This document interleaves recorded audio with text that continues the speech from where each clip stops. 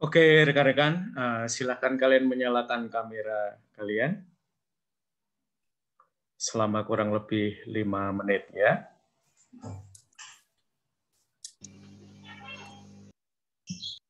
Silakan kameranya dinyalakan semua.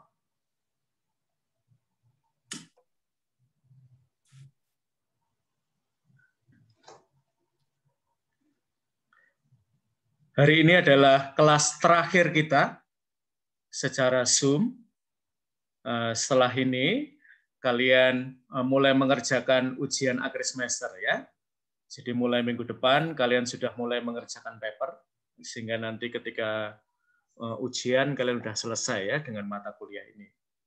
Nah, maka nanti saya akan mengirim link YouTube ya, beberapa mata kuliah yang sudah kita selenggarakan, sehingga kalian bisa mencari tema yang paling menarik dari kuliah ini. Mudah-mudahan ada ya, sekurang-kurangnya satu tema yang menarik. Kalau tidak ada yang menarik itu neraka ya buat saya. Jadi silahkan teman-teman nanti terutama ini ya dalam banyak perbincangan kita mudah-mudahan ada gagasan dari mungkin kalau tidak dari kalian gagasan dari teman-teman kalian yang inspiratif ya untuk membuat paper. Prinsipnya papernya akan lebih reflektif ya. Jadi menyertakan pengalaman pribadi kalian terkait dengan isu yang kalian angkat. Jadi mata kuliah ini tidak akan meminta kalian mengutip isi mata kuliah ini, tetapi terutama gagasan kalian itu yang akan saya lebih apresiasi. Maka dalam paper kalian nanti perlu ada kata saya. Kalau tidak ada kata sayanya, saya anggap paper kalian terlalu impersonal ya. Dan ini bukan maksudnya dalam pembuatan paper ini ya. Jadi harus sangat personal. Jadi kata saya harus masuk ya. Jangan kata saya dihilangkan dari paper kalian. Nah, tema yang kita bahas terakhir adalah tentang korupsi dan anti korupsi. Oke, Alexandro, silahkan dinyalakan kameranya, Alexandro. Oke, apa yang ada dalam kamu ketika mendengar kata korupsi, anti korupsi? Misalnya anti korupsi lebih ke kegiatannya sih Romo. Cuman kalau korupsi yang pertama muncul di pikiran saya adalah dosa. Oke, ketika membayangkan korupsi langsung muncul dosa ya. Hubungannya apa, Alessandro, antara korupsi dan dosa? Kok bisa langsung nyambung ya? Nah, karena menurut saya begini Romo. Sebagai apa ya katakanlah, sebagai suatu orang yang mempunyai wewenang yang tinggi ataupun mempunyai suatu wewenang, secara tidak langsung kita memakan uang orang lain dulu Romo. Sedangkan orang-orang lain yang mempercayakan uang mereka kepada kita untuk memajukan sesuatu. Tapi kenapa malah kita makan uang itu sendiri buat diri kita, tapi nggak memajukan fasilitas buat orang lain. Oke ya, jadi menurut Alexandro, korupsi ini soal makan uang orang lain. Kalau dalam hidup bernegara berarti makan uang rakyat ya. Ini sebuah istilah yang saya senang ya, karena makan ya, bahkan di beberapa bahasa ya, nanti istilahnya menjadi jauh lebih vokal. Misalnya dalam bahasa Jawa itu mengganyang uang orang lain ya. Oke, terima kasih Alessandro. 2023 14003. Silakan dibuka kameranya. Apa yang ada dalam benak kamu ketika kita bicara tentang korupsi? Cristiano. Ya, Romo. Yuk, tentang korupsi apa yang ada dalam benak kamu? Kalau tadi Korupsi. Alessandro bilang ini mengganyang uang orang. Dosa. Mungkin kalau menurut saya penyalahgunaan kewenangan maupun jabatan dengan tujuan untuk menguntungkan diri sendiri. Oke, Itu, Romo. jadi penyalahgunaan wewenang. Yang kamu Iya. bayangkan ketika membayangkan penyalahgunaan wewenang, siapa? Tadi Alessandro bilang suatu orang ya, seseorang ya maksudnya tentu. Kalau Cristiano, apa ya? Siapa yang kamu pandang seringkali punya wewenang, tetapi malahan seringkali melakukan aksi korupsi? Seperti pejabat yang saya tahu, seperti yang baru-baru ini, Romo, ada itu yang siapa? Kementerian itu, kalau tidak salah, yang mengkorupsi dana bantuan sosial. Oke ya, dana Ya. bantuan sosial yang mengkorupsi tidak tanggung-tanggung ya, levelnya adalah Iya, langsung. menteri. Padahal sudah ada ancaman bahwa akan dihukum seumur hidup ya. Nah, itu saja ternyata belum cukup menakutkan ya untuk sang koruptor ini ya. Oke, terima kasih Cristiano. Bernardus Ardi. Silakan dinyalakan kameranya, Bernardus. Ya, Romo. Yuk. Oke, terkait dengan korupsi, Bernardus, apa yang ada dalam benak kamu ketika kamu mendengar kata ini? Ya, korupsi menurut saya hal yang tidak pantas ditiru, Romo. Oke. Mengapa? Ya, kayak membuat pelanggaran karena ingin memperkaya diri sendiri gitu, Romo. Oke ya, jadi sebuah tindakan memperkaya diri sendiri dengan mengambil barang atau fasilitas dari orang lain. Kalau Bernardus Ardian lihat ya, mungkin dalam seminggu, 2 minggu ini, ada kasus korupsi nggak sih yang ada dalam benak kamu? Yang terjadi di negara kita atau bahkan mungkin di apa ya, level global ya? Ada, Romo. Apa? Ya, kayak korupsi dana bantuan sosial itu, Romo. Selain dana bantuan sosial, apalagi? Karena tadi udah disebut ya oleh teman kamu. Bantuan buat rakyat yang membutuhkan itu juga, Romo. Apalagi? Satu lagi. Itu.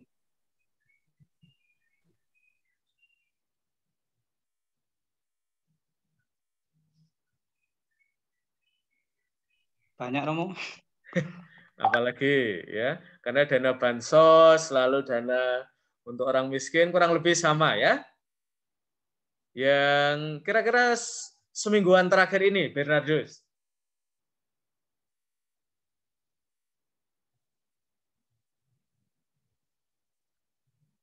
Apa kasus korupsi yang terjadi hari-hari ini? Yang kemudian berakhir dengan pemecatan.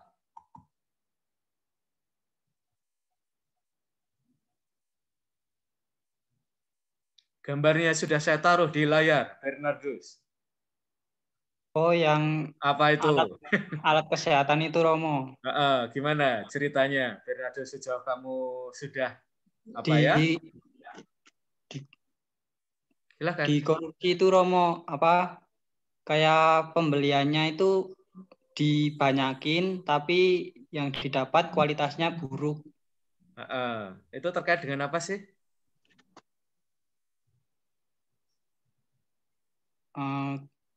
Kesehatan, Romo. Yang banyak, lalu ternyata fasilitasnya buruk dengan kesehatan. Apalagi hubungannya?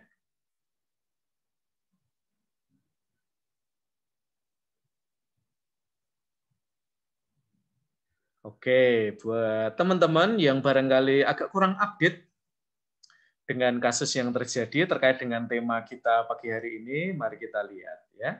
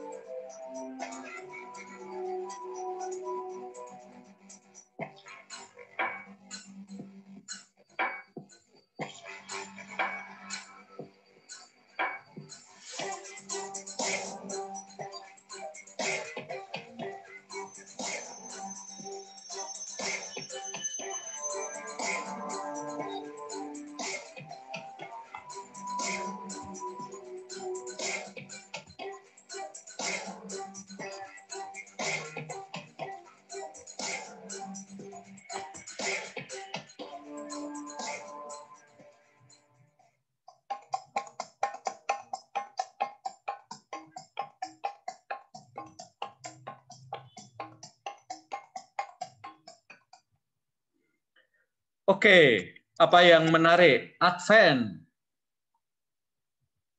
Dari tayangan tadi, Advent.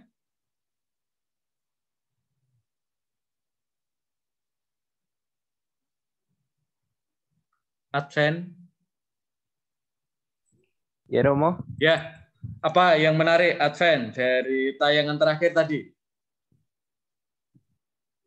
Dari tayangan yang terakhir tadi itu Dua ya. terakhir ya. Menurut saya sih yang tadi Lebaran itu bukan sih, Romo? Bukan, yang tentang korupsi. Oh, oke. Yang tentang korupsi itu hal yang menarik bagi saya itu sangat ini ya, Bromo. Sangat-sangat tidak apa ya? Sangat-sangat tidak manusiawi mungkin karena Oke, menggunakan mengapa alat. tidak manusiawi, Advent? Ya karena itu, Romo. Karena jadi dia itu mengkorupsi itu loh, apa namanya, alat kesehatan itu kan itu sangat berbahaya kan kalau misalkan dipakai secara terus-menerus. Terus? Ya itu sebenarnya sangat-sangat itu sih melanggar etika juga sih sebagai mungkin tenaga kesehatan yang itu, Romo. Oke ya, jadi para tenaga kesehatan itu ketika mereka menjalankan tugas ya, mereka sudah mengucapkan profesi ya, profesi apoteker atau profesi nakes yang lain. Maka sebenarnya ketika mereka melakukan korupsi, itu mereka melanggar etika profesi ya, yang sudah mereka serukan, mereka janjikan ya di hadapan para wakil institusi ya, sehingga profesi mereka itu selama ini ya dipercaya dengan mengucapkan profesi apoteker atau profesi yang lain, itu mereka tidak akan melakukan kegiatan-kegiatan yang berlawanan dengan yang sudah mereka ucapkan itu. Oke, terima kasih Advent. Jala Paksi. Ya, Oke, ya. Selain bahwa ini adalah keadaan yang darurat dan orang masih melakukan tindak korupsi, baik terhadap bansos maupun terhadap hal-hal lain ya. Dan menurut Advent ini sesuatu yang sangat tidak manusiawi. Kalau menurut Jala Paksi gimana? Setelah kamu tadi melihat kasus ya bahwa alat kesehatan yang digunakan untuk mengecek para penumpang di Bandara Kuala Namu itu ternyata yang dipakai bukan alat kesehatan baru, tetapi alat kesehatan bekas. Silahkan, Jala Paksi. Ya, Romo.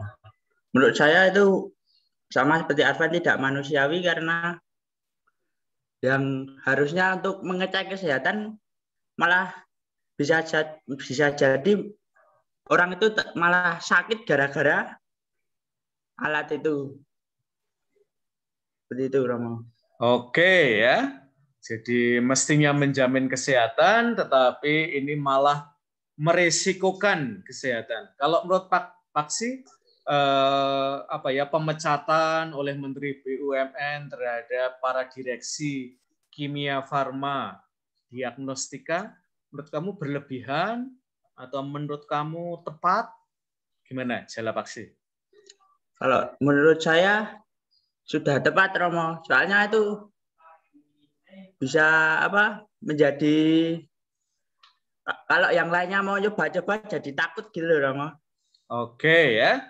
Jadi efeknya tidak hanya pada mereka yang menerima, kita sebut aja ya, semacam tes antigen itu ya, tetapi juga bisa punya efek pada masyarakat ya. Saya membaca beberapa komentar ya terkait dengan Kimia Farma Diagnostika ya. Kita sebut saja ya dalam keluarga besar Kimia Farma ya. Kan Kimia Farma itu produk-produknya ada di sekitar kita ya, apoteknya ada di sekitar kita, Meskipun barangkali tidak terkait langsung ya kimia farma dengan kimia farma diagnostika, tetapi toh dalam beberapa hari terakhir ini kalau kita membaca komentar-komentar netizen, lalu tingkat kepercayaan terhadap apotek, sesuatu yang paling dekat dengan kita ya, itu menjadi turun. Dan bahkan orang mulai bicara tentang bobroknya BUMN, lalu mahalnya obat-obat di kimia farma dan seterusnya ya. Jadi tepat ya yang dikatakan Jala Paksi bahwa ini punya dampak lebih luas daripada sekedar mereka yang menerima antigen bekas ini. Oke, John. Gimana, John Bretter? Ada sesuatu yang mau ditambahkan, Mas John? Waduh. Tambahin apa ya, Romo ya? Iya, kalau menurut saya sih seharusnya Pak Menteri nggak cuma sekedar memecat ya, Romo ya. Oke, jadi pemecatan belum terlalu keras ya, menurut Ya, John Bretter ya? Kalau menurut saya belum terlalu keras karena risiko dari penggunaan alat antigen bekas itu sendiri kan memang cukup beresiko ya, Romo, buat orang-orang yang sudah dilakukan tes antigen tapi yang dipakai bekas itu kan cukup beresiko ya. Jadi kalau menurut saya kalau dipecat saja mungkin masih terlalu gak enteng mungkin ya untuk memberikan efeknya, mungkin perlu diberi hal yang lain gitu untuk memberikan efek jera yang lebih ngena gitu ke pelaku, dan juga yang lainnya juga menjadi lebih takut untuk melakukan hal serupa gitu, Romo. Oke, jadi biasanya ketika kita memberikan hukuman ada dua aspek yang kita perhatikan ya. Yang pertama menimbulkan efek jera, lalu memulihkan hidup orang itu ya.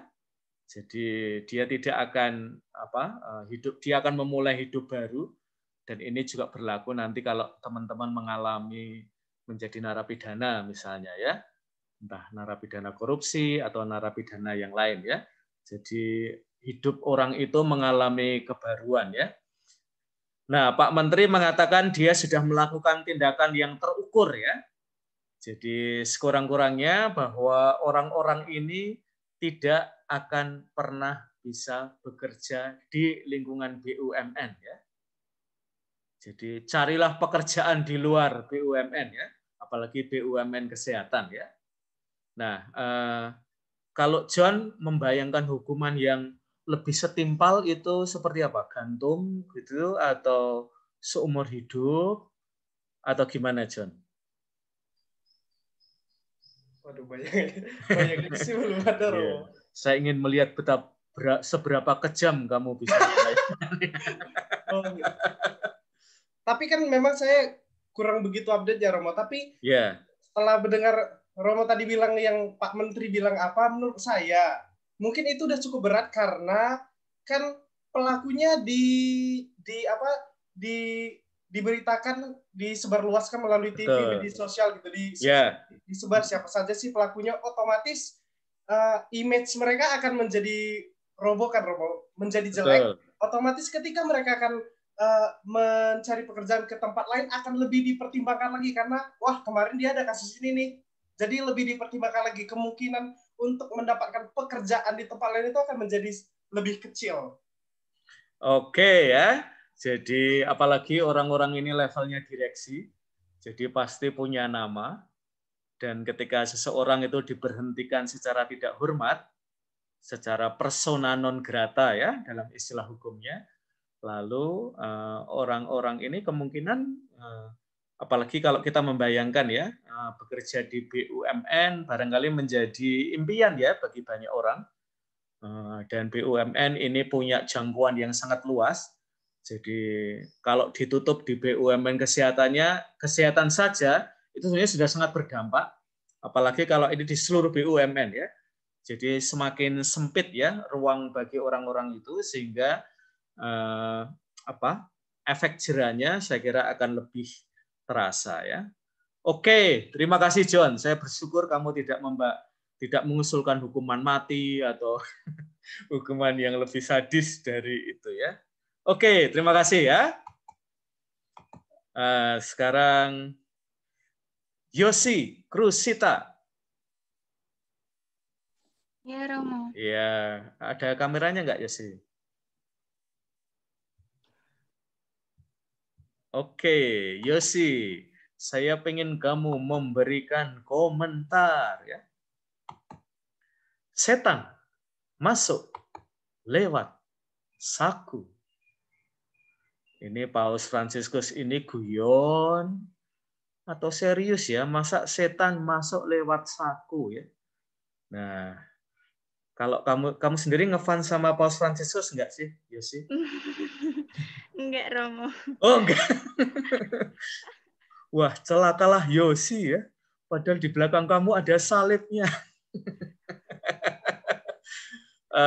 Kira-kira kamu nangkep apa sih, Yosi, kalau ada pernyataan dari Paus Fransiskus bahwa setan masuk lewat saku? Mungkin menurut saya itu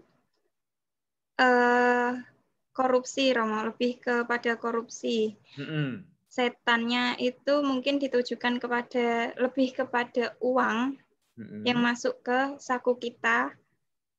Seperti itu, Romo. Kalau Yosi sendiri ya, melihat hidup kamu, setan sering nggak sih masuk lewat saku kamu? Enggak, Romo. Mungkin lebih masuk ke pikiran. Oke. Mengapa lebih sering masuk ke pikiran daripada ke saku, Yosi? Karena setan masuk lewat saku itu lebih kepada mereka yang diberikan tanggung jawab uang ataupun barang, lebih kepada tanggung jawab besar. Namun kalau seperti setan masuk ke lewat saku tuh ke pikiran itu mungkin kalau kita punya pikiran buruk terus kita mau melakukan hal-hal yang buruk seperti itu. Oke ya, jadi setan masuk lewat saku itu terutama lebih terkait dengan administrasi uang atau maladministrasi ya. Pak Ahok suka bicara ya bahwa ketika seseorang itu menjadi pemimpin dia mengadministrasi keadilan ya, sehingga ketika dia sebagai pribadi itu dia bisa berbuat baik ini, berbuat baik itu, dan ketika dia mendapatkan posisi ya dalam pemerintahan dia bisa mengadministrasi ya, sehingga semakin banyak orang yang bisa mengalami keadilan. Karena memang pemerintahan dan anggarannya itu didesain ya untuk itu ya, sehingga dalam arti yang positif ya, kebaikan juga masuk lewat saku ya, karena kemudian ada banyak fasilitas ya, entah mulai dari macam-macam kartu ya, kartu Indonesia Pintar, kartu Indonesia untuk belanja kebutuhan pokok dan macam-macam itu ya. Dan menurut Yosi ya, setan jarang masuk dalam hidup Yosi lewat sakunya ya. Yosi sendiri pernah nggak sih ikut kepanitiaan kemahasiswaan? Iya, Rom. Gitu. Seberapa jujur sih kepanitiaan kemahasiswaan di kampus? Saya sering ikut jadi bendahara, Romo. Wah, apalagi kamu jadi bendahara ya. Bendahara yang jujur atau bendahara yang tidak jujur? Iya, Romo, jujur. Seberapa jujur sih teman-teman kamu di kepanitiaan? Jangan khawatir, tidak akan saya laporkan ke WA. Kalau selama ini mereka cukup jujur, Romo, karena saya mintanya benar-benar nota aslinya kayak gitu, Romo. Karena saya juga bertanggung jawab untuk mengembalikan nota-nota itu ke kampus, mempertanggungjawabannya ke kampus. Jadi kamu menjamin ya kejujuran teman-teman kamu lewat nota asli ya, yang memang disyaratkan oleh kampus ya.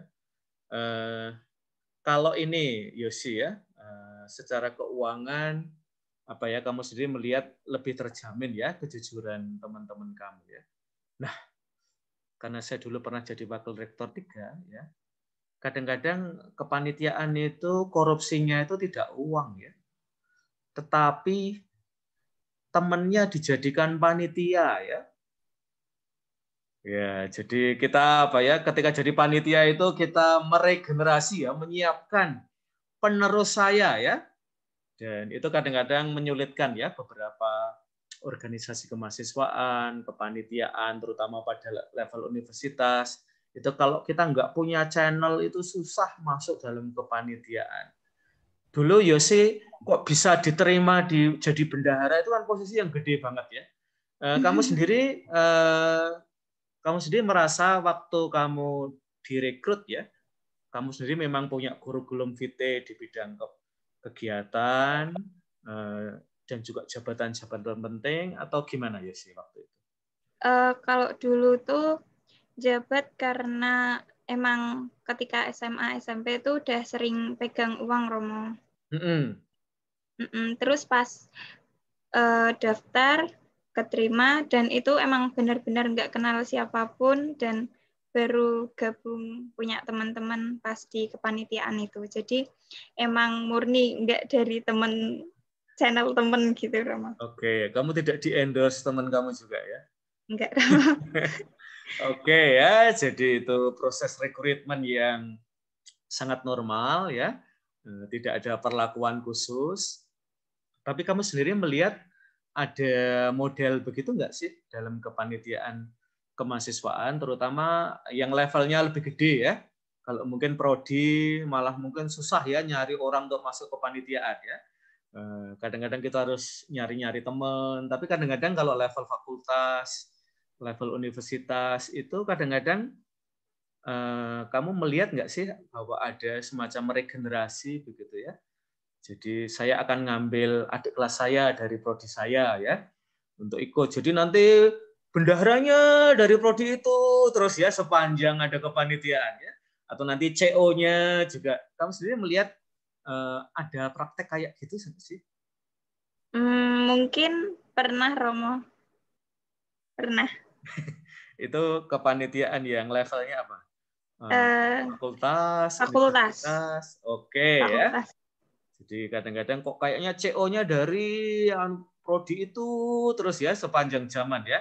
Nah, ternyata ada semacam kaderisasi ya. Dan teman-teman terima kasih Yosi atas pendapatnya. Ya.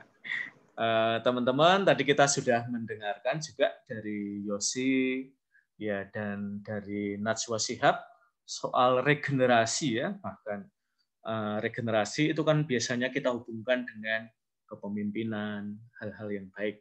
Ternyata dalam pandangan Najwa Shihab, korupsi juga ternyata memiliki regenerasi ya.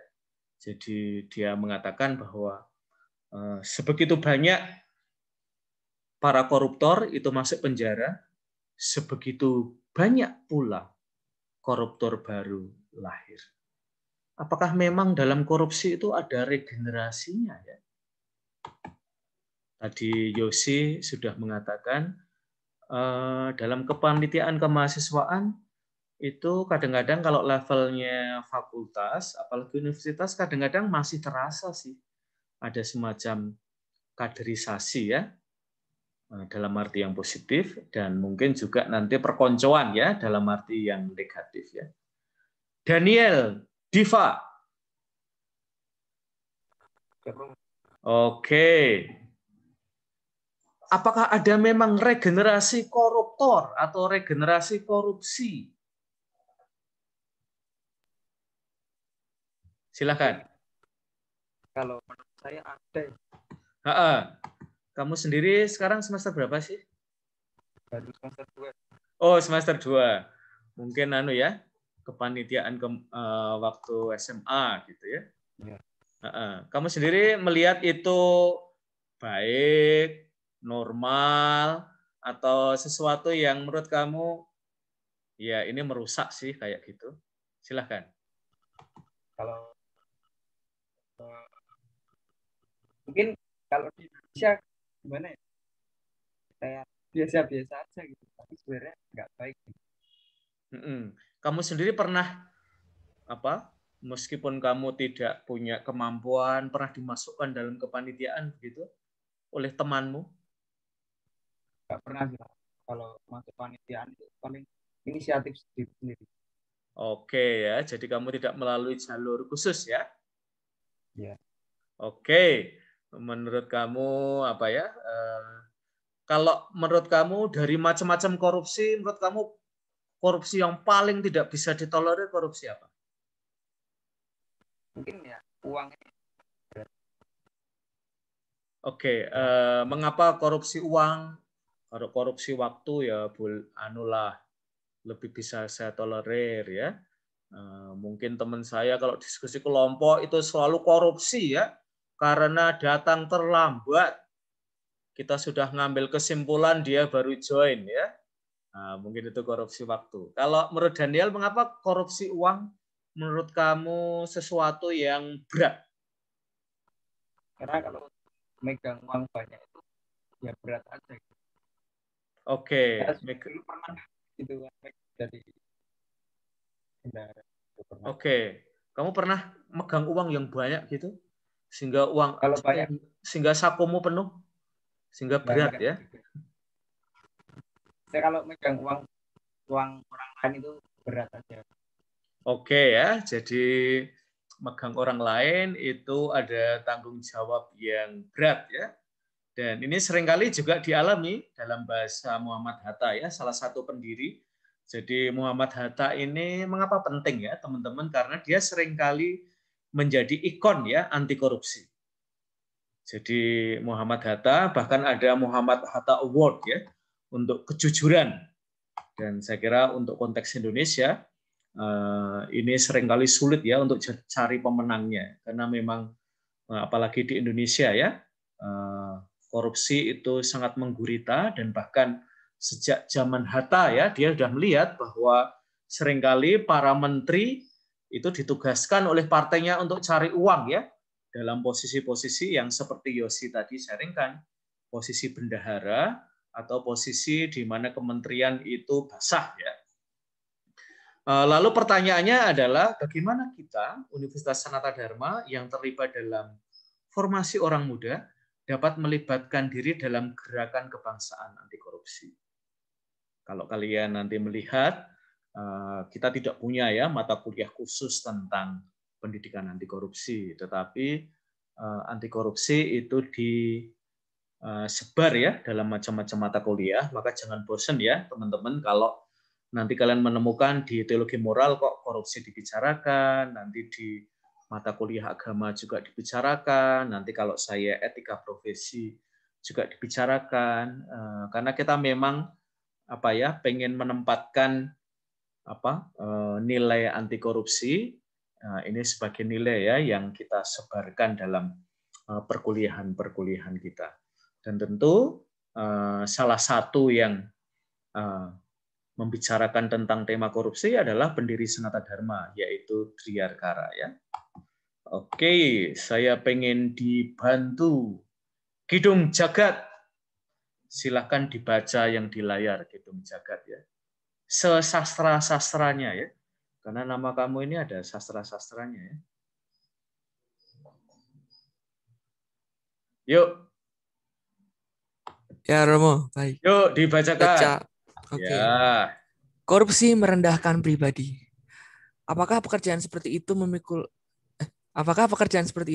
memikul soto atau bakmi tidak merendahkan pribadi? Itu kan pandangan kuno. Kalau mencopet, menjarah, entah dengan cara kasar atau halus, dengan cara korupsi, itu merendahkan. Sedangkan pekerjaan tadi, entah kasar, entah halus, tidak ada yang namanya merendahkan. Oke. Oke. Poinnya kira-kira apa ya? Kidung Jagat ya. Kalau saya suruh baca, masa anak PPI nggak bisa baca ya? Jadi kayak apa ya Romo? Memandang pekerjaan seperti memikul soto atau bakmi itu pekerjaan rendah. Padahal itu pekerjaan yang sebenarnya wajar-wajar saja. Cuman yang dimaksud ini Triyakara ya. Jadi yang merendahkan pribadi itu adalah pekerjaan yang mengambil hak orang lain seperti korupsi itu tadi. Jadi tidak peduli apa pekerjaanmu, tapi ketika kamu melakukan korupsi, yaitu berarti kamu merendahkan pribadimu sendiri. Begitu Oke Romo. ya, jadi tindakan korupsi itu merendahkan pribadi ya, sementara pekerjaan lain itu justru seringkali bisa Lebih mulia. memartabatkan, ya, memuliakan ya. Memuliakan. Ya, itu pekerjaan-pekerjaan yang barangkali selama ini kita pandang remeh ya. Nanti kalau sudah balik lagi ke kampus ya, kalian akan ketemu dengan Dap Supri ya, yang jualan bakso dan yang jualan-jualan makanan di kampus, mungkin termasuk teman-teman kalian yang ini ya, berwira swasta selama di kelas ya. Jadi di antara jeda-jeda kuliah itu membawa makanan dan minuman ya yang diedarkan ya. Apakah itu merendahkan martabat mereka? Mungkin awal-awalnya agak malu ya, agak malu-malu apalagi yang kita jual makanan atau minuman itu pada teman sendiri ya. Itu saya salut ya. Karena berani menjual di kelas sendiri ya. Kalau di kelas orang lain mungkin masih bisa ya. Orang nggak tahu saya ya, tapi ini dijualnya sama teman sendiri ya. Dan mudah-mudahan itu memanusiakan, memartabatkan kalian ya. Dulu di kampus Sadar ada cowok yang terkenal sekali ya. Dia dulu program studinya apa ya? Mungkin manajemen atau apa gitu ya. Tapi dia ubet sekali ya, teman-teman. Ubet itu berarti dia nggak bisa diam ya, dan dia mengongkosi kuliahnya dengan jualan minuman jus itu ya, macam-macam jus ya. Dan dia pede sekali, katanya dia dulu awalnya juga malu-malu juga ya. Teman saya tinggal baca diktat kok saya malah keliling-keliling nawarin jus ya. Dan bahkan dia selalu menawarkan ke kantor saya ya, di rektorat itu ya. Dia menyapa setiap kantor dan menawarkan itu ya. Dan dia lulus S1 Sanata Dharma dan dia punya passion dalam dunia pariwisata, teman-teman ya. Maka setelah lulus Sanata Dharma dia kuliah lagi ya di Stipram ya. Karena dia merasa passionnya itu di dunia pariwisata ya. Pokoknya kalau melihat anak itu saya salut banget ya. Oke, terima kasih Kidung Jagat ya. Sama-sama Romo. Oke. Dan tentu teman-teman ada selalu suara ya yang mencoba untuk menolak bentuk-bentuk korupsi yang ada di sekitar kita. Dan sayangnya seringkali adalah karena budaya korupsi itu sudah menggurita ya. Orang bahkan sudah mulai bicara tentang budaya korupsi karena mengakarnya korupsi itu dalam kehidupan kita. Maka seringkali kritik terhadap korupsi tidak sedikit ya dalam institusi-institusi terutama yang masih membuka praktek-praktek korupsi, lalu malah seringkali ini ya orang diberi pilihan ya, ikut bancaan atau dia dikeluarkan dari kelompok itu. Itu terutama dalam situasi di mana korupsi itu menjadi sesuatu yang sudah membudaya ya. Nah, teman-teman, sekarang kita akan mencoba melihat pada level kalian. Paulina, Angel. Silahkan Paulina, Angel, dibaca kalimat yang ada di layar kamu. Baik, Romo. Oke. Masih muda ikut bancakan.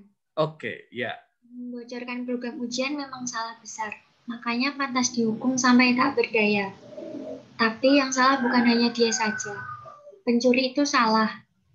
Yang menjadi penadah juga salah.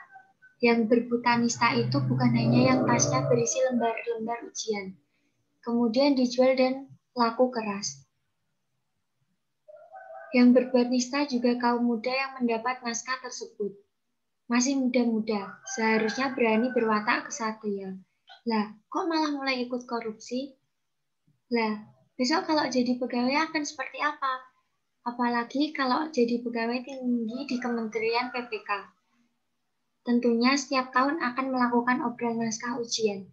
Oke ya, Driarkara ini melihat fenomena ya, dalam setiap kali ada ujian negara itu selalu ada bocoran soal. Dan dia melihat yang bertanggung jawab tidak hanya yang membocorkan soal, tidak hanya yang kemudian jadi resellernya, tetapi juga siswa-siswi, mahasiswa-mahasiswi yang beli soal ujian. Gitu. Nah, Mbak Paulina, kalau korupsinya orang muda itu kira-kira korupsinya apa sih?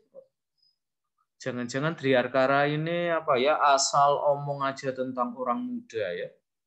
Kalau menurut Paulina, kalau korupsinya orang muda itu apa saja sih, Mbak Paulina? Kalau menurut saya korupsi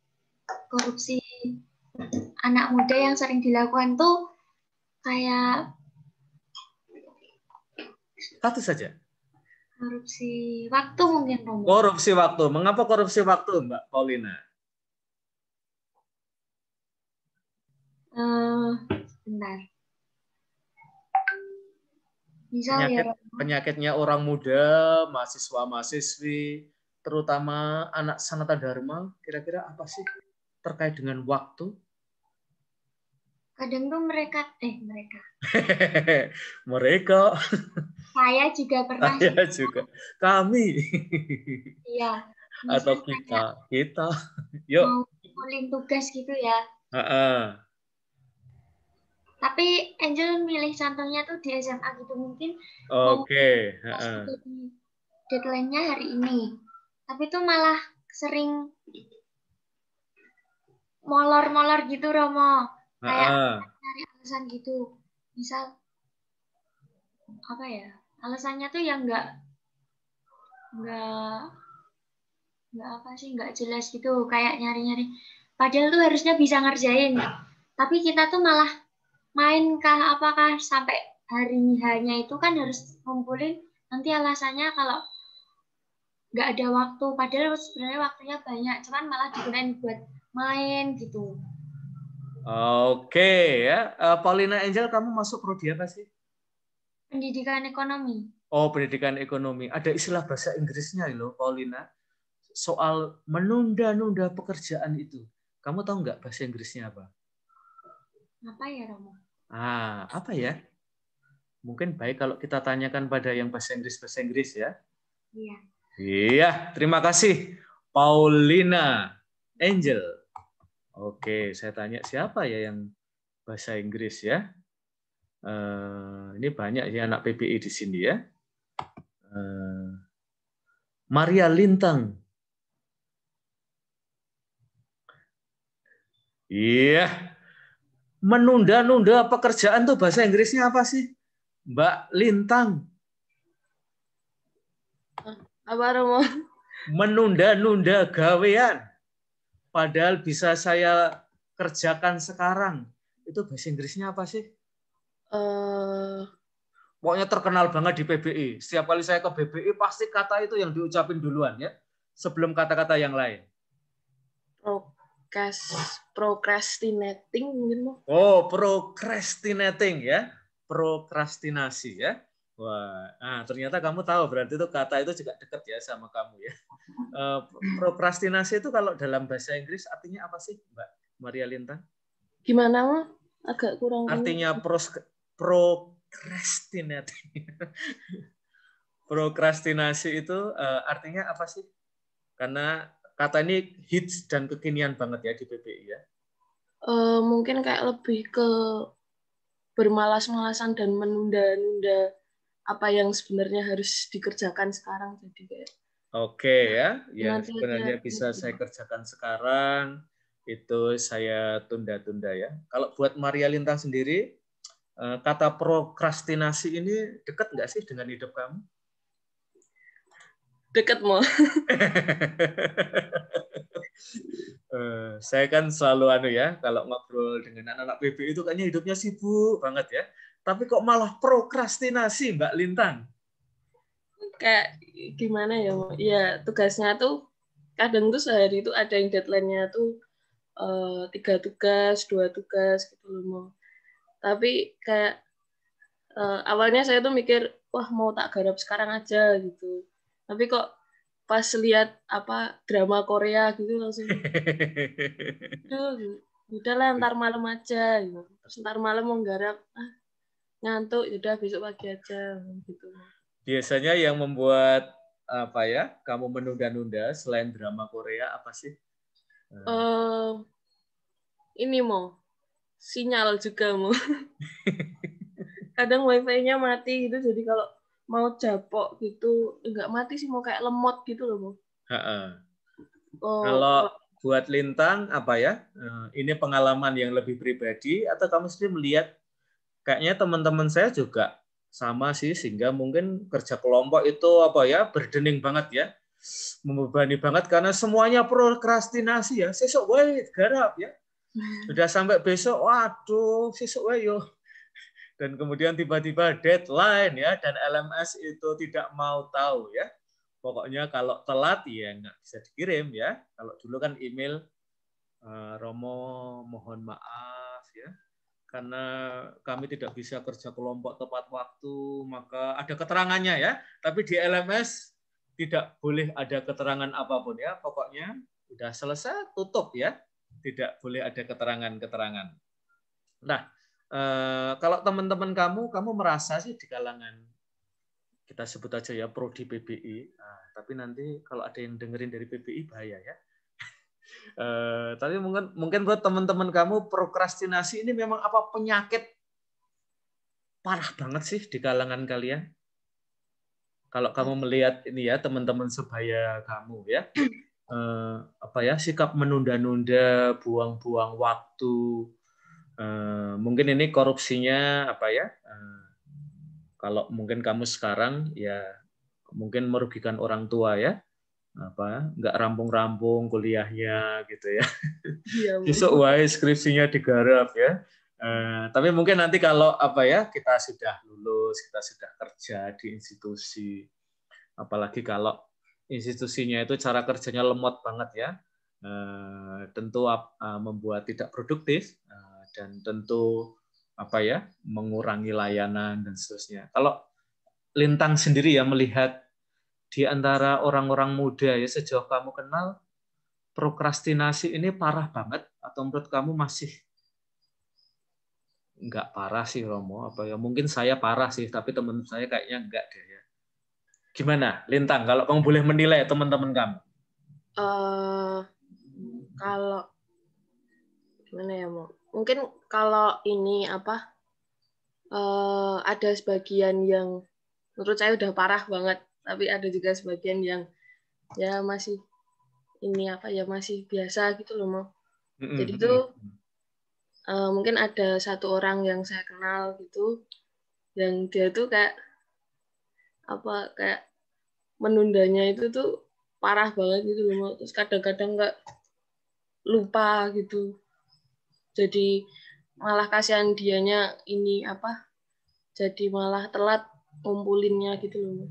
Iya, padahal PBI ya. Iya. PBI itu kan punya modal input yang di atas rata-rata ya. Maka dan di semester, di semester ini lumayan keras juga. Iya, kayak deadline gitu, submitnya kalau udah telat gitu langsung ditutup gitu. Kamu sendiri merasa saya mencoba seempatik mungkin ya dengan kalian ya.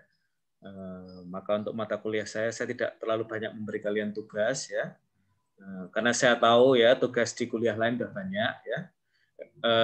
Kamu sendiri merasa prokrastinasi itu lebih-lebih karena memang dari pihak kalian yang menunda-nunda, atau yang sering kali saya dengar dari kalian ya, tugasnya itu banyak sekali ya. Jadi gimana kita nggak mau nunda-nunda ya, waktunya habis. sehingga terpaksa menunda-nunda. Nah, mana yang kira-kira lebih benar, Lintang? Apa ya, kalau saya menurut pengalaman pribadi saya, kadang saya juga menunda-nunda karena tugasnya tuh saking banyaknya gitu loh.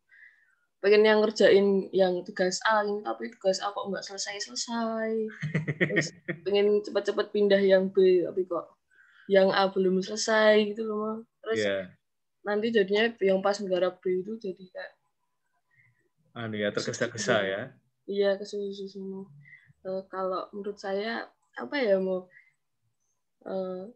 sebenarnya lebih tergantung orangnya nggak sih, mau lebih bisa memilih waktu dengan baik atau gimana. Kalau jujur saya pribadi orangnya masih perlu untuk belajar mengatur waktu lagi. Oke ya, jadi Lintang merasa apa ya, soal manajemen waktu saya masih bisa menempatkan diri ya. Kalau kamu sendiri tipe orang yang memberi deadline pada diri kamu sendiri nggak? Kan ada orang yang kelihatannya ya, kalau saya mendengar cerita kamu ya, mungkin kamu lebih single tasker ya. Single tasker itu ya, satu kerjaan diselesaikan, kemudian ngerjain pekerjaan selanjutnya ya. Agak beda dengan yang multitasker ya. Yang ini belum selesai, ya udah saya saya ngerjain yang lain ya. Jadi jalan bareng-bareng, semua papernya itu semuanya latar belakang semua ya, mungkin ya. Dan kemudian baru lanjut lagi. Nah, kamu sendiri termasuk orang yang suka memberi deadline pada kamu sendiri nggak? Misalnya, oke, saya akan menyelesaikan ini dalam waktu seminggu. Rampung nggak rampung? Rampungkan ya. Sehingga saya bisa lanjut ke pekerjaan lain. Atau kamu sendiri gimana? Termasuk suka memberi deadline pada diri sendiri? Mulai semester ini saya nyoba kasih deadline buat diri saya sendiri. Soalnya kalau nggak ngasih, udah bablas semua. Does it work well? Ya lumayan. Oke, terima kasih ya Maria Lintang udah sharing ya. Saya pengen dengar teman yang lainnya. Siapa ya? D087. Siap, Romo. Oke. Pengalaman kamu apa mirip atau beda dengan pengalamannya Lintang? Itu kalau menurut saya dari pengalaman salah satunya dan beberapa contoh yang paling sering ditemui ya Romo ya. Ada yang menunda, ada yang tipikal keras dengan diri sendiri, ada yang memang dari awal cetakannya itu seperti itu Romo. Jadi perlu step by step Romo. Karena itu kan emang dari behavior sama attitude ya Romo ya. Jadi harus cara step by step Romo. Kalau kamu sendiri cetakannya menunda-nunda, atau kamu orang yang suka memberi deadline, atau kamu sendiri melihat di Sonata Dharma ini kayaknya tugas tuh bertumpuk-tumpuk ya. Dosen itu nggak pernah tanya ya, kami itu udah dapat berapa tugas, kok kelihatannya seenaknya sendiri memberi tugas. Kalau menurut D sendiri, kamu sendiri tipe mana? Saya tipe itu Romo, ketidakpastian free time Romo ya. Jadi itu saya tuh tipikalnya orangnya pengennya bebas aja, free gitu Romo ya. Walaupun ada deadline tetap santai. Kadang ada beberapa kan tipikal orang yang kalau udah telat itu langsung panik, gak tahu mengapa gitu, langsung gak tahu harus gimana. Saya masih bisa takar gitu Romo. Ini kira-kira tugas ini bisa dikerjakan dalam waktu zaman atau ini harus dikerjakan dalam step by step Romo, dicicil kecil-kecil gitu Romo ya.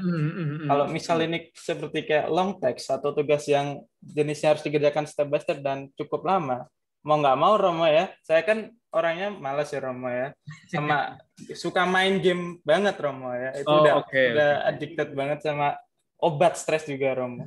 Jadi itu saya managingnya tuh untuk sekarang malahan Romo semenjak online learning saya lebih itu Romo, bisa manage waktu, lebih nyaman dengan tipikal pembelajaran kayak gini Romo ya.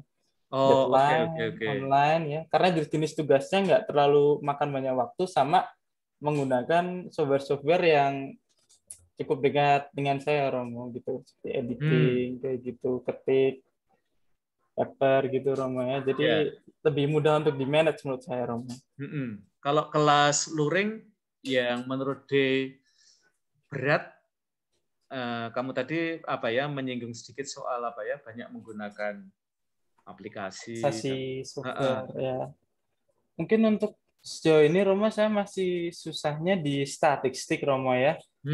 Karena di sana saya sehubungan fasilitas menurun sekali Romo semester 6 ini karena tidak ada laptop dan HP tidak mumpuni untuk membuka Excel gitu Romo. Jadi saya harus setiap hari ke warnet, hampir mirip kalau ke kampus Romo, menempuh jarak gitu Romo. Udah hampir 2 tahun ini. Sekarang ini masih ada warnet ya? Iya Romo. Warnet gaming gitu Romo ya. Kalau yang harga 2.000, 3.000 itu udah jarang Romo. Oh, oke. Jadi kelasnya lebih lebih tinggi ya, dan mungkin kepentingannya lebih untuk gaming tapi kamu gunakan untuk kuliah ya. Iya, jadi godaannya itu juga Romo. Di ruang VIP visinya kuat untuk main game yang berat-berat, kanan kiri main game, saya buka Zoom sendiri sambil buka Google Doc. Oke, terima kasih D ya atas sharingnya. Dan saya kira ini challenge untuk teman-teman yang baru masuk Sanata Dharma ya.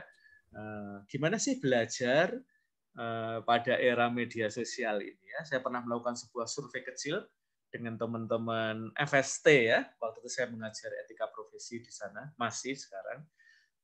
Saya tanya, apa sih challenge belajar di dunia game ya? Tentu nanti buat teman-teman di pendidikan sudah ada istilahnya ya, gamification of learning ya. Jadi pembelajaran itu didesain menyerupai sebuah permainan ya. Saya mencoba dikit-dikit ya melakukan itu sekurang-kurangnya. Misalnya kalau di kelas ya, saya akan lebih banyak mengajak kalian interaksi ya, karena buat saya itu kunci.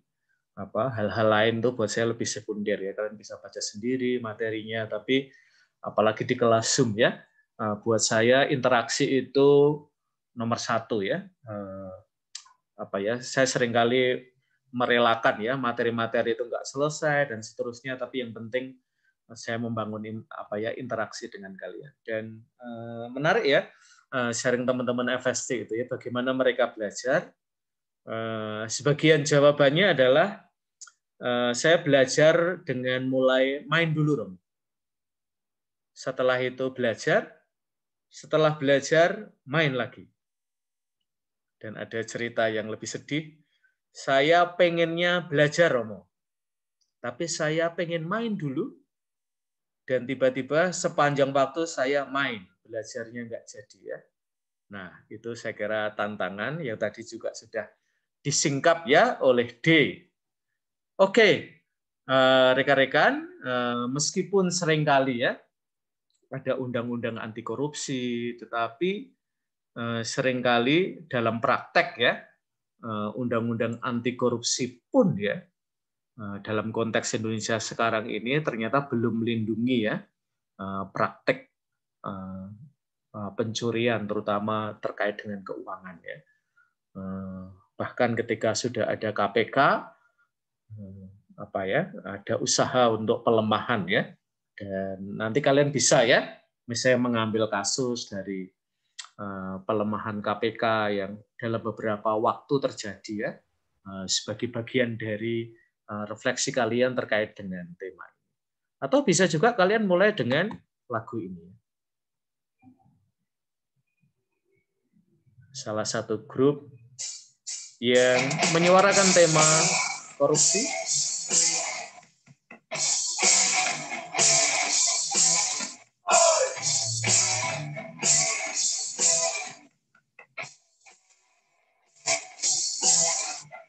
Kita cuma rakyat sadar-sadar bersatu membangun bangsa yang bersih dari kejahatan korupsi yang menciptakan bangsa ini tak punya harga diri. Demi generasi agar terus hidup maju berdikari, demi bangsa ini punya harga diri, punya tanggung jawab, punya martabat, punya cita-cita eksistensi bangsa pun akan tetap terpelihara. Sampaikan kita peduli kalian, komisi pemberantasan korupsi.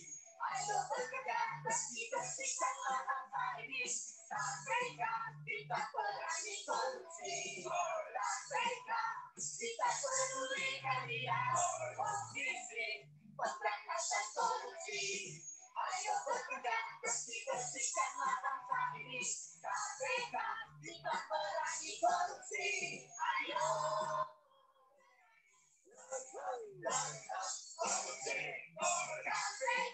Kita peduli kalian, komisi pemberantasan korupsi. Ayo bekerja bersih-bersihkanlah bangsa ini. KPK kita perangi korupsi. KPK kita peduli kalian, komisi pemberantasan korupsi. Ayo bekerja bersih-bersihkanlah bangsa ini. KPK kita perangi korupsi. Ayo.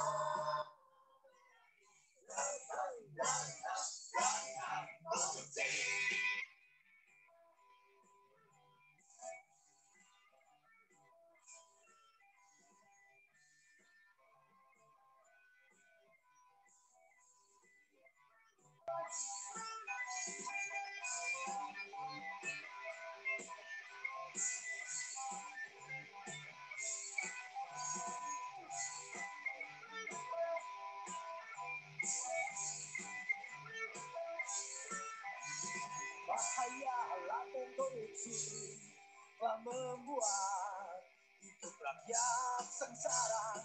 Keadilan harus ditegakkan dan yang semua koruptor dibunuh Nusantara. Demi generasi agar terus hidup maju berdikari, demi bangsa ini punya harga diri, punya tanggung jawab, punya martabat, punya cita-cita, eksistensi bangsa pun akan tetap terpelihara. Kita peduli kalian, komisi pemberantasan korupsi. Ayo bekerja bersih-bersihkanlah bangsa ini. KPK kita perangi korupsi. KPK kita peduli kalian, komisi pemberantasan korupsi. Ayo bekerja bersih-bersihkanlah bangsa ini. KPK kita perangi korupsi. Ayo.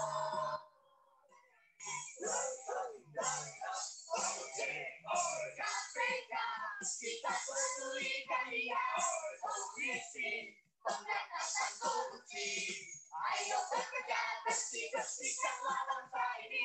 KPK kita perangi korupsi. KPK kita peduli kalian, komisi pemberantasan korupsi. Ayo bekerja bersih-bersihkanlah bangsa ini. KPK kita perangi korupsi. Ayo berangi. KPK kita peduli kalian, komisi pemberantasan korupsi. Ayo bekerja bersih-bersihkanlah bangsa ini. KPK kita perangi korupsi. KPK kita peduli kalian, komisi pemberantasan korupsi. Ayo bekerja bersih-bersihkanlah bangsa ini. KPK kita perangi korupsi. Ayo berangi. Oke, seringkali lembaga pendidikan itu menjadi alamat ya ketika kita bicara tentang anti korupsi, karena dipandang bahwa lembaga pendidikan, apalagi lembaga pendidikan tinggi, adalah masa formasi bagi banyak orang yang kemudian melibatkan diri ya dalam hidup bernegara. Maka ketika kita mulai bicara korupsi, orang mulai bicara ya apa yang dilakukan oleh kampus-kampus ya, sehingga para alumninya justru ketika masuk dalam pemerintahan mereka terkena kasus korupsi. Bagaimana UI, UGM, kampus-kampus besar yang lain, ya, karena kita belum punya menteri ya, maka Sanata Dharma tidak disebut. Tetapi pendidikan anti korupsi menjadi sesuatu yang sekarang ini dalam banyak cara ya, mulai diinklusikan dalam banyak pembelajaran. Oke, teman-teman, kita sampai pada bagian yang paling akhir dari kuliah kita. Mbak Brigita Octavia, ada? Pertanyaan saya adalah, di mana dalam kitab suci kita menemukan kata korupsi atau anti korupsi? Brigita Octavia?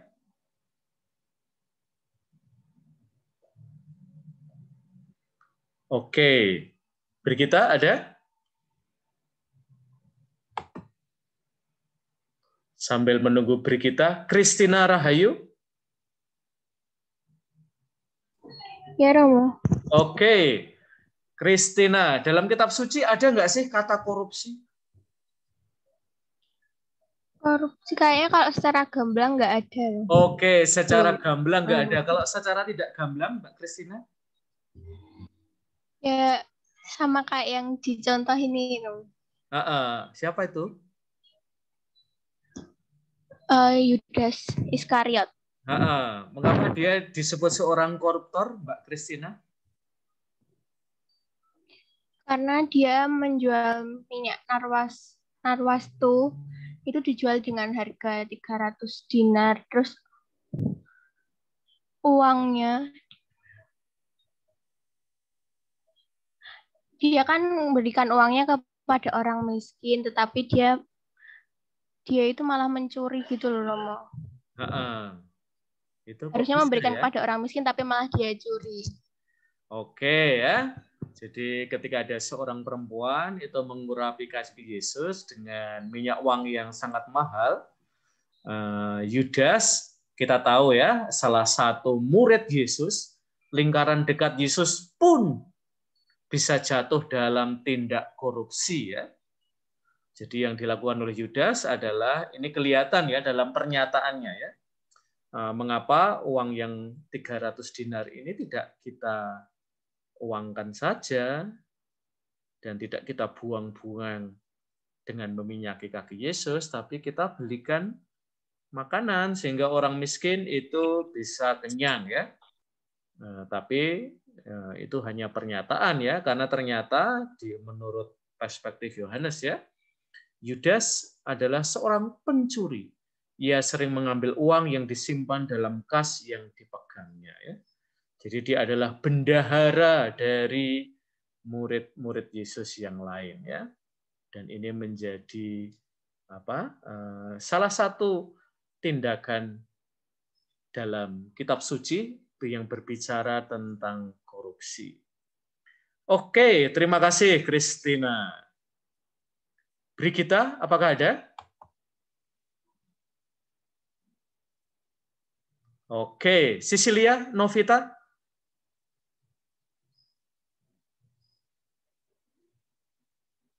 Iya, Romo. Oke, di dalam kitab suci selain kisah Yudas ini ada nggak sih kisah tentang korupsi atau kisah anti korupsi?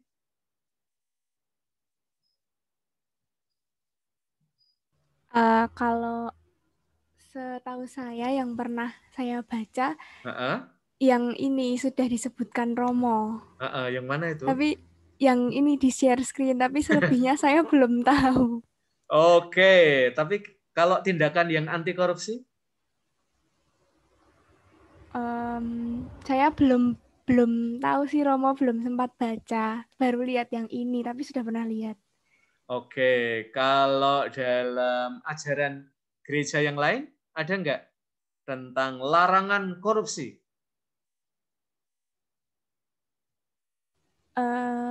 Ada, Romo. Apa? Seperti di dalam 10 perintah Allah. Ya, yang mana? intinya jangan jangan bersaksi dusta, itu bukan korupsi ya. Iya. Jangan? Ya intinya jangan mengingini apa yang bukan milik hak kamu, begitu Romo. Oke, ada kalimat yang langsung to the point? Jangan?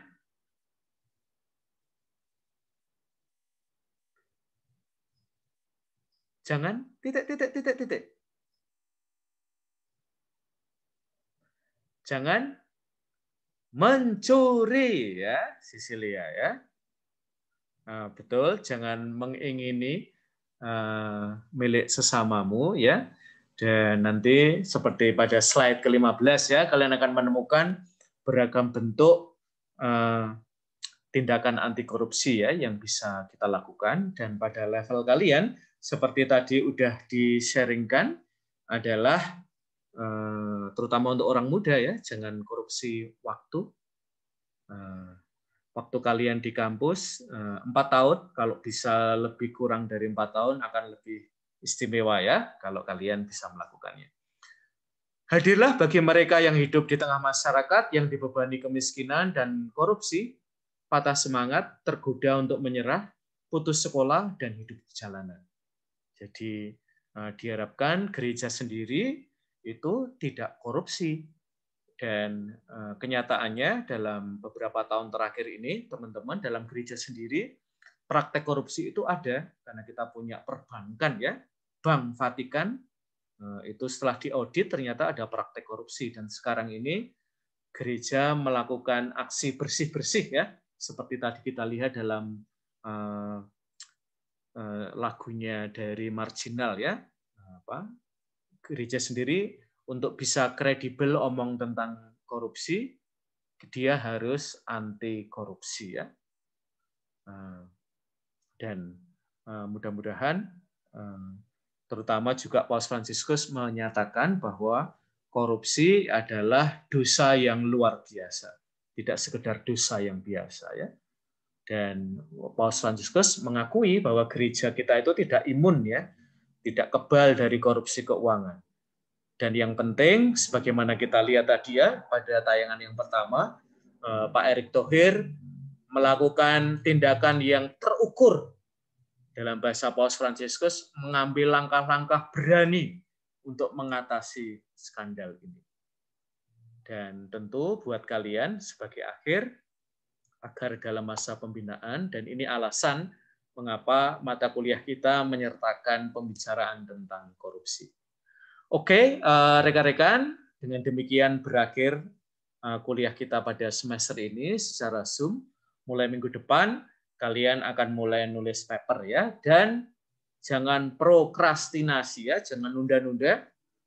Mulai hari ini, nanti saya akan membagikan link YouTube sehingga kalian bisa melihat ya, setelah mid semester, beberapa rekaman dari kelas kita, silahkan dilihat-lihat, lalu saya akan memberikan panduan. Prinsipnya adalah kalian mengambil salah satu tema ya, bisa korupsi, bisa seksualitas, lalu yang terakhir bisa sekitar ekologi ya. Itu tema-tema besar yang kita bicarakan terkait dengan hidup kalian sebagai orang muda.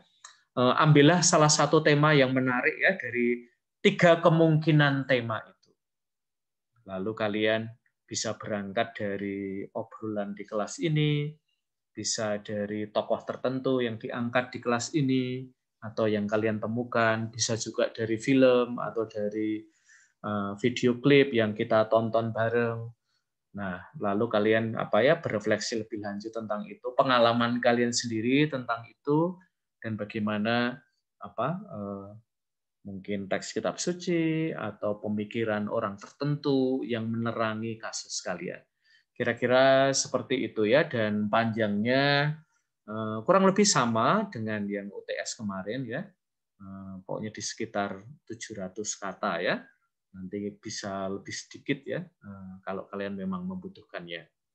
Oke, rekan-rekan, terima kasih sekali atas partisipasi kalian selama 1 semester ini.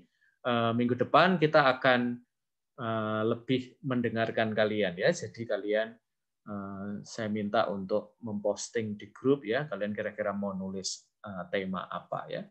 Dan tidak usah takut temannya akan nyontoh kalian ya, karena setiap paper itu akan personal ya. Jadi kalau teman kalian tidak punya gagasan tentang itu, tidak mungkin nulis tentang itu ya. Lalu yang terakhir adalah refleksi dari weekend moral yang sudah kalian tulis dan kirimkan ke LMS. Itu perlu kalian kirimkan ke kantor sekretariat mata kuliah universitas ya. Setelah ini nanti saya akan membagikan surelnya ya, alamat surat elektroniknya, nanti kalian kirimkan dan nanti kalian akan mendapatkan sertifikat ya dari universitas. Jadi silahkan kalian pokoknya segera nanti paper kalian langsung dikirim ke alamat email itu dan kalian nanti akan mendapatkan sertifikat weekend moral ya. Oke, rekan-rekan, terima kasih dan selamat bertekun, terutama pada minggu-minggu menjelang ujian akhir semester ini. Saya berharap kalian bisa menyelesaikan ujiannya lebih cepat daripada jadwalnya. Nanti saya akan memberitahukan kalian kapan tugas kalian perlu dikumpulkan. Ya.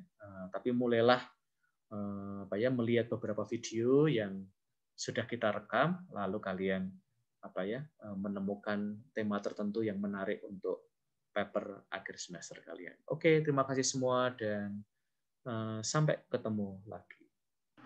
Terima kasih Romo. Terima kasih Romo. Terima kasih Romo. Selamat pagi. Pagi. Terima kasih Romo. Ya.